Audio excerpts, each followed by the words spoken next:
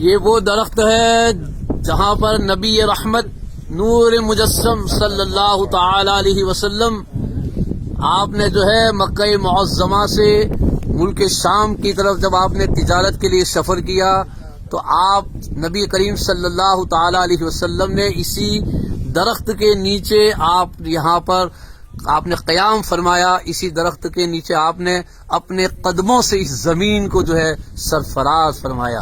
Over 1400 years اس درخت کو گزر گئے, لیکن اس کے باوجود بھی اس پورے ڈیزرٹ کے اندر اس درخت کے علاوہ کوئی درخت موجود نہیں ہے. یہ زندہ معجزہ ہے, یہ زندہ معجزہ ہے. نبی اکرم صلی اللہ تعالی وسلم کی قدموں کی برکت ہے کہ آج بھی یہ درخت ابھی موجود ہے. الحمدللہ الحمدللہ. اس کی زیارت آپ کریں. اللہ تعالیٰ آپ کو بھی اس مبارک اور مقدس جگہ پر آپ لوگوں کو بھی اور آپ کی اولاد کو بھی اللہ تعالیٰ اس مبارک جگہ کی زیارت نصیب فرمائے.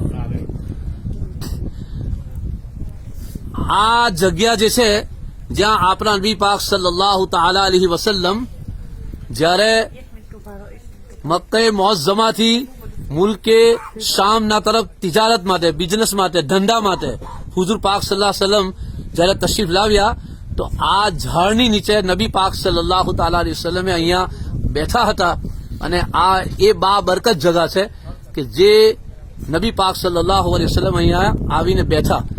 આજે એને 1400 વર્ષની ઉપર થઈ ગયા તો હવે જો આખું જંગલ છે, આ જંગલમાં કોઈ ઝાડ નથી, આખું જંગલ ડેઝર્ટ છે, અહીંયા કોઈ ઝાડ નથી સિવાય આ ઝાડ છે જે છે એટલા માટે કે નબી પાક સલ્લલ્લાહુ તાala વસલ્લમનો અહીંયા આવેલા અને હુઝુર પાક સલ્લલ્લાહુ અલૈહિ વસલ્લમના કદમની બરકતથી આ ઝાડ આજે પણ મોજૂદ છે. આ એક મોજિઝો છે. અલ્હમ્દુલિલ્લાહ. સમજે.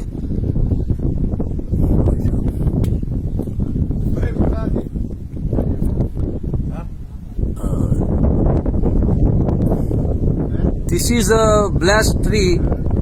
Our Prophet sallallahu ta'ala alayhi wasallam came from Makkatul Muazzama, his journey, and he stayed here about